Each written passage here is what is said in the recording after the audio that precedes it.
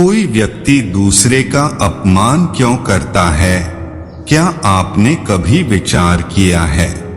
वैसे तो हम भी बिना कारण बहुत का अपमान करते हैं। हमारा अपना अपमान भी बहुत बार होता है।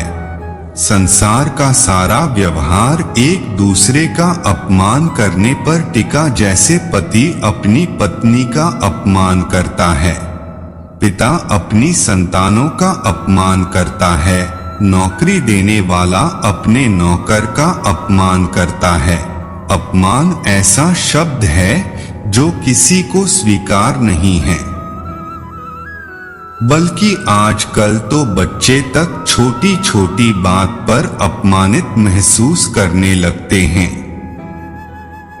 क्योंकि आजकल एक दूसरे का अपमान करने का तो ऐसा प्रचलन चल रहा है कि कोई इसमें पीछे नहीं रहता। परंतु आज भी ऐसे कई लोग हैं जो किसी द्वारा किए गए अपमान का बदला नहीं ले पाते। एक मिनट, क्या आपका नाम भी ऐसे लोगों में शामिल है? अगर हाँ तो घबराइए मत, क्योंकि आज आपके लिए लाए श्री कृष्ण द्वारा बताई गई ऐसी बातें जिसमें इन्होंने बताया है कि अपने अपमान का बदला लेने का सबसे बेस्ट तरीका क्या होता है। श्री कृष्ण कहते हैं, जो भी बलवान है वह निर्बल का अपमान करता है। यदि हम शक्तिमान हैं तो अपमान के बदले में लड़ाई करते हैं, और यदि लड़ने की शक्ति नहीं होती तो हम अपमान सह लेते हैं, स्वयं को निर्बल और असहाय मान लेते हैं। हमें छोटे होने का एहसास होता है। ऐसा प्रतीत होता है जैसे हमारी आत्मा को चली गई हो। कोई किसी का अपमान क्यों करता है? हम विचार कर रहे थे कि जब अपमान होता है तो मनुष्य को अपनी निर्मलता का एहसास होता है, और निर्मलता का बोध मनुष्य को कुचल देता, अधिक से अधिक निर्भर बन जाता है। अत्याचार सहने की आदत सी पड़ जाती है, आत्मविश्वास का नाश हो जाता है, और जब अपने आप पर विश्वास नहीं होता तो मनुष्य शराब और जुए जैसे वैष्णव में सुख ढूंढता है, मन से रोगी बन जाता है। आखिर किसी भी मनुष्य की ऐसी दुर्गति कोई क्यों करता है? अपमान करने वाला वास्तव में क्या हासिल करना चाहता है? कभी गहराई से विचार किया है?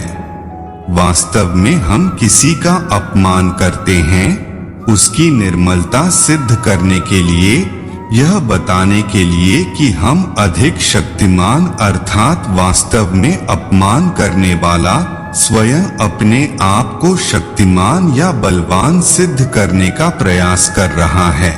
अपमान करने वाला हकीकत में अपनी शक्ति से आश्वस्त नहीं है, उसे अपनी शक्ति पर भरोसा नहीं है। दूसरों को चुनौती देकर वह अपनी शक्ति पर विश्वास प्राप्त करने की कोशिश करता है। क्या यह सच नहीं कि जब हम किसी का अपमान करते हैं तो वास्तव में इतना ही प्रकट करते हैं कि हमें अपने बल पर भरोसा, हमें संसार एकत्रित संघर्ष प्रतीत होता है, कभी ना रुकने वाली दिखाई देती है। हम अपने निकट आने वाले सभी को प्रतिद्वंदी मानते हैं, फिर वह पति या पत्नी ही क्यों ना हो, हमें निरंतर लगता है कि हमें अपनी शक्ति सिद्ध करनी होगी, अन्यथा हमारा शोषण होगा, हम किसी के गुलाम बन जाएंगे। किंतु क्या हमने कभी विचार किया कि दूसरों को प्रतिद्वंदी अर्थात दुश्मन मानने के बदले कल ही मान ले, हमारी सहायता करने वाले सहयोगी मान ले, अर्थात दूसरे व्यक्ति को प्रेम करें, तो उसका अपमान करना आवश्यक ही नहीं होगा, किंतु प्रेम करने के लिए आत्मविश्वास आवश्यक है। जिसे अपनी शक्ति पर विश्वास नहीं, वह प्रेम कर ही नहीं सकता। अर्थात जिसका हृदय आत्मविश्वास से भरा होता है, ना वह अपमान करता है, ना अपमान को स्वीकार करता है। अक्सर आपने देखा कुछ लोगों अपने अपमान का बदला लेने के आक्रोश में आ जाते हैं और उसी गुस्से में आकर अपनी प्रतिक्रिया दे देते हैं। ऐसा होना एक तरफ से स्वाभाविक माना जाता है,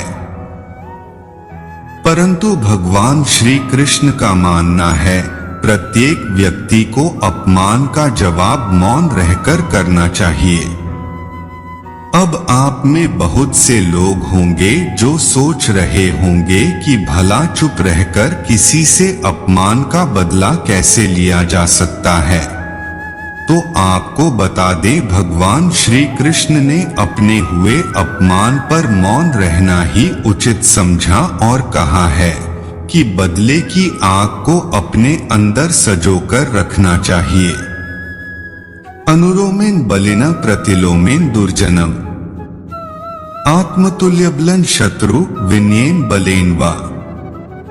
श्री कृष्ण कहते हैं कि अगर कोई शत्रु आपसे अधिक शक्तिशाली है तो उसे उसके अनुकूल चलकर, दुष्ट स्वभाव के शत्रु को उसके विरुद्ध चलकर, समान बल वाले शत्रु को विनय और बल से नीचा दिखाया जाता है।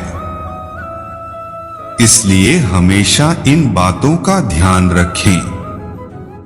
अगर कोई आपका अपमान करे तो चुप्पी साधे रखें, बजाय उसी की भाषा में उसे जवाब न देने लगे।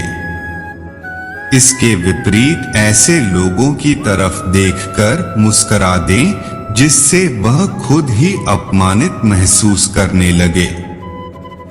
श्री कृष्ण कहते हैं के अनुसार मौन ही इंसान का सबसे बड़ा हथियार होता है, जिससे सामने वाला आपकी मंशा बिल्कुल भी समझ नहीं पाता। श्री कृष्ण के अनुसार बदबू सिर्फ सड़े हुए फूलों से आती है, क्योंकि खिले हुए फूल तो हमेशा खुशबू फैलाते हैं। इसी तरह जो व्यक्ति दूसरों का अपमान करता है, ऐसे व्यक्ति की सोच बहुत ही छोटी होती है। जिन लोगों को दूसरों का अपमान करना अच्छा लगता है, बेहतर होगा ऐसे लोगों से दूरी बनाकर रखें।